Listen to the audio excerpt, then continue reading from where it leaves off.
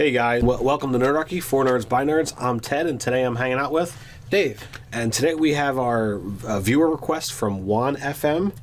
It's a viewer request, and it's actually our first Patreon request. Nice. And he wants to know, how do you do bittersweet campaign arcs?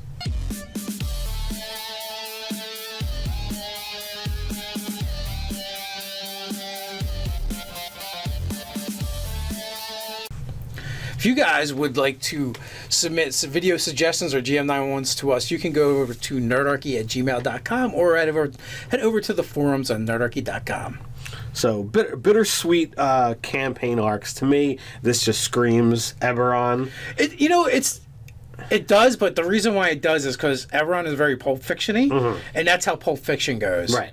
And for a little while, I think I did like 3 sessions, one-shots, and they were all on Eberron. Way back when. It was probably over a year ago. Yeah, it was. Maybe even 2, I don't know. Closing in.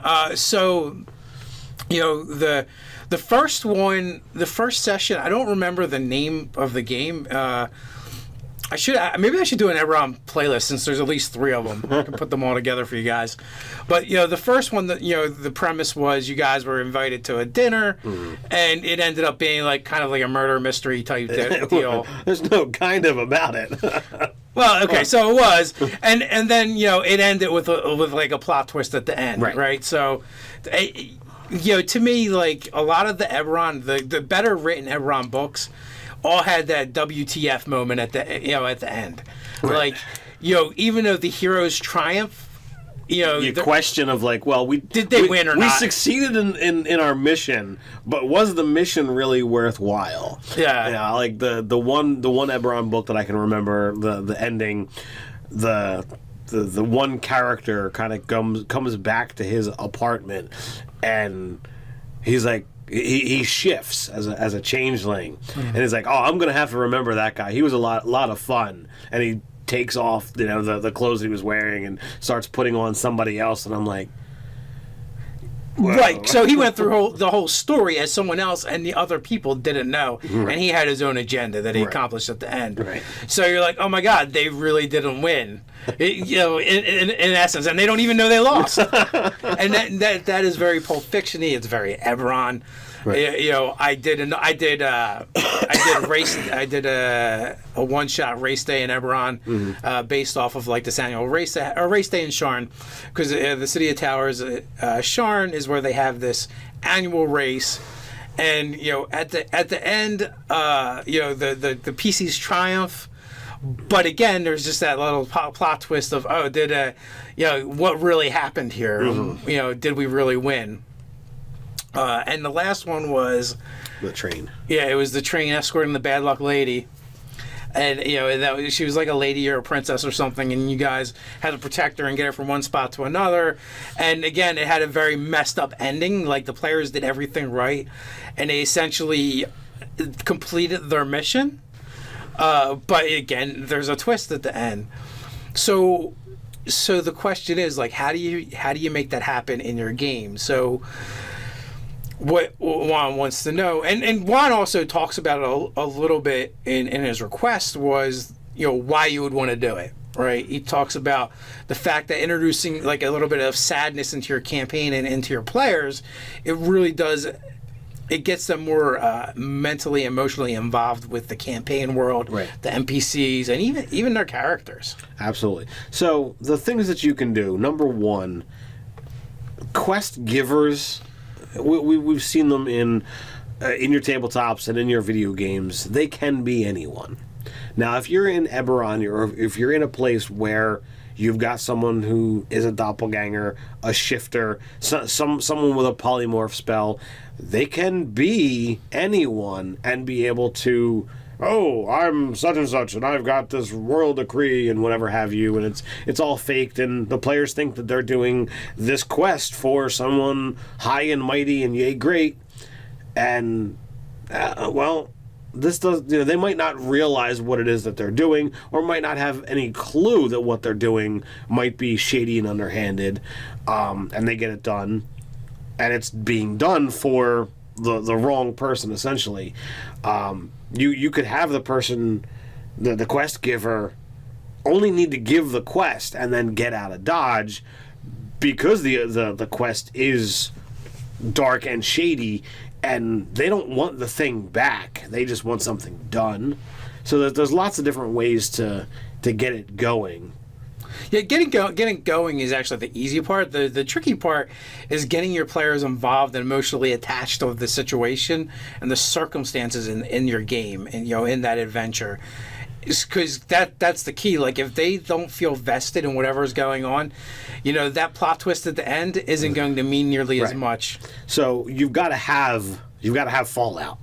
They have to be able to. It might be the session that it happens, or it might be several sessions down the line when everything comes to light. That it's like, oh crap, what did we do? Like, yeah, for a good instance would be procuring an item.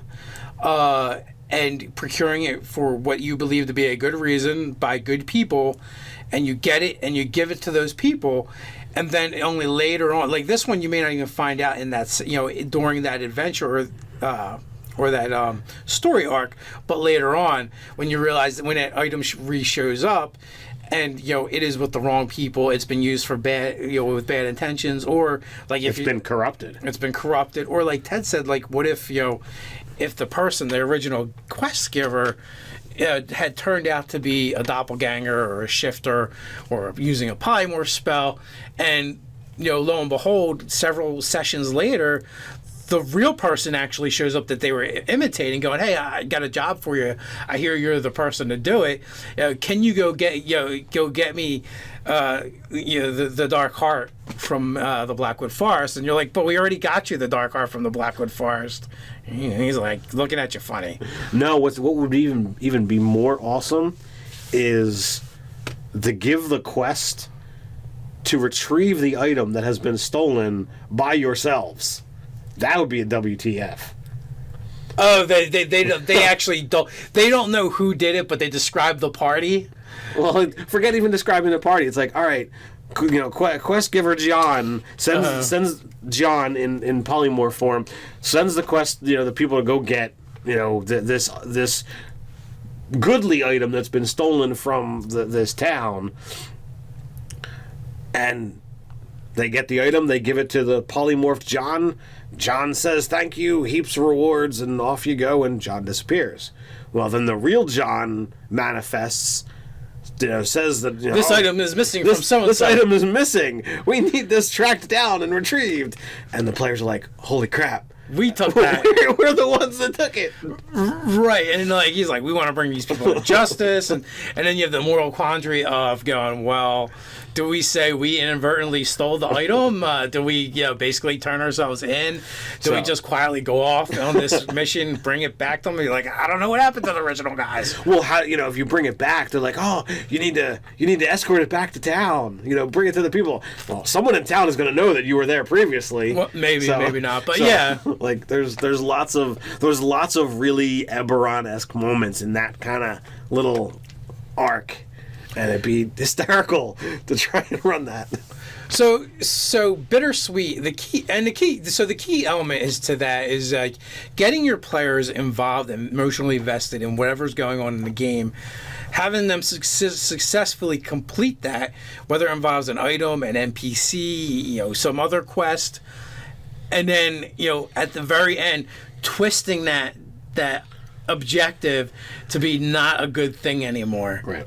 And obviously this is not a technique you want to use all the time. Like I had 3 instances where I used the bittersweet, but they were literally number one, they were one-shot games. Yeah. There might have been some overlap in players. I mean, I know I was in them, but it wasn't like a long-standing game.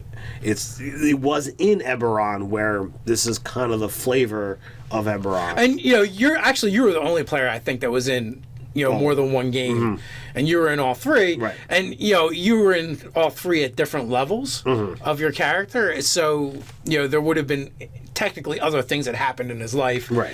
between these 3 adventures, other adventures that would right. happen where maybe things were a little bit more clear cut, right.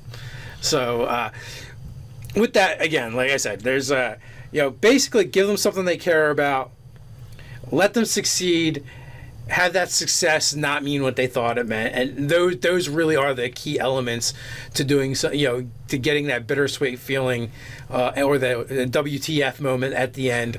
Again, you don't want. It's not a technique you should use often. I wouldn't use it more than a couple times in a campaign. Right. But when you do, it can have a great impact and really. Even further vest your characters in, or your players in their characters and the world around them. Absolutely. When the players are like, when they really gasp in the holy crap, what just happened, or what did we just do? It's gonna really make them want to, fix it or be back for next session to see how the story is gonna move from here. I personally feel like as a GM, it's a very rewarding, fulfilling moment when you end the session and no one has anything to say. Like, you can hear a pin drop. There's just deadpan silence because no one can believe what just happened. And that is the key to making a bittersweet story element in your campaign. So why don't you guys, whether it be a player or a GM, share your stories about bittersweet moments or whatever else has got you peaked down in the comments below. While you're at it, like, share, even subscribe. You can tweet at us over on Twitter. So until next time, stay nerdy.